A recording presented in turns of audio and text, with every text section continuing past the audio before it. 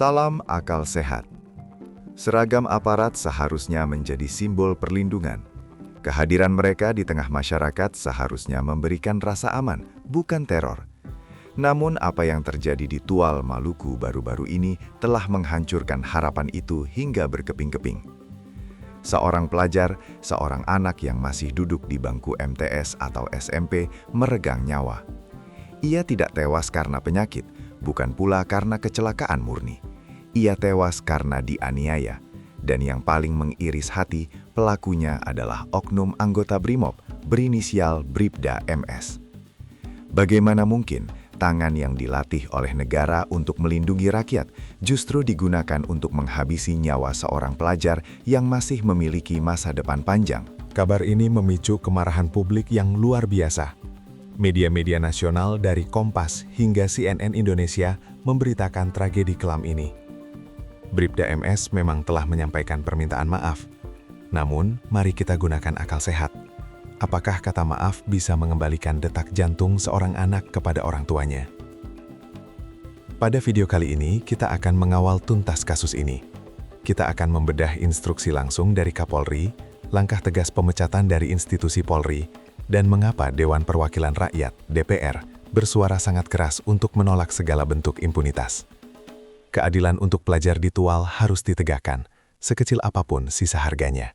Mari kita soroti respons pertama yang sering kali muncul dalam kasus kekerasan aparat, permintaan maaf. Dilaporkan bahwa Bribda MS, oknum BRIMOB tersebut, telah meminta maaf atas perbuatannya yang menganiaya siswa MTS di Tual hingga tewas. Dalam tradisi ketimuran kita, meminta maaf adalah perbuatan mulia. Memaafkan adalah hak penuh dari keluarga korban. Namun, dalam kacamata hukum pidana, sebuah nyawa yang dirampas tidak bisa dibayar lunas hanya dengan penyesalan di depan kamera.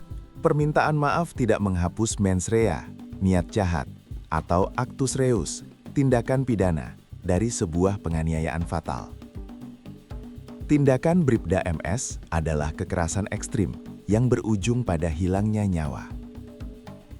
Korban adalah seorang pelajar SMP yang secara fisik dan psikologis jelas berada pada posisi yang jauh lebih lemah dibandingkan seorang anggota BRIMOB yang terlatih. Publik sangat khawatir bahwa permintaan maaf ini akan digunakan sebagai alat untuk meringankan hukuman, atau lebih buruk lagi, menyelesaikan kasus ini secara kekeluargaan.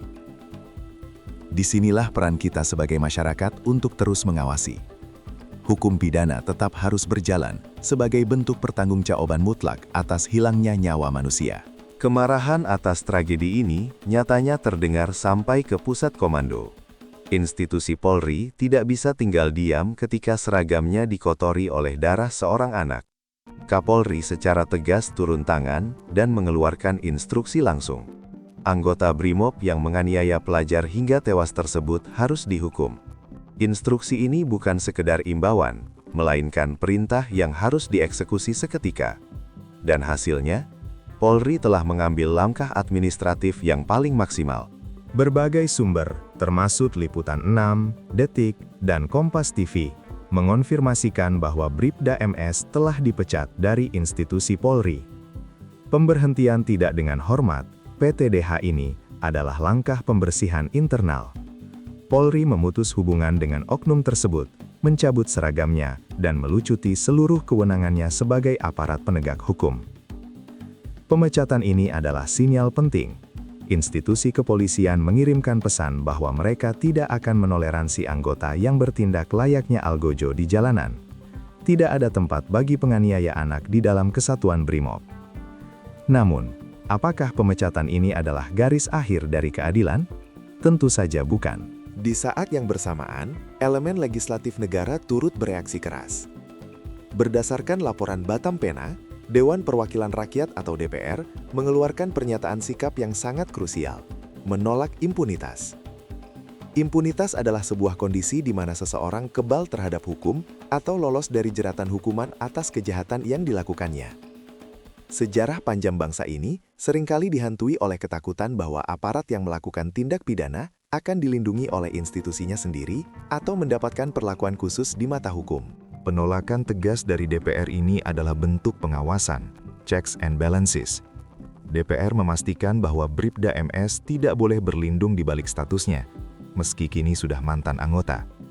Tidak boleh ada diskon hukuman, tidak boleh ada sel tahanan VIP, dan tidak boleh ada rekayasa pasal. DPR berdiri bersama keluarga korban di Tual, Maluku. Mereka mendesak agar proses peradilan dilakukan secara transparan, terbuka untuk publik, dan tanpa ada satupun fakta yang ditutup-tutupi. Penolakan terhadap impunitas ini adalah ujian nyata bagi sistem peradilan kita.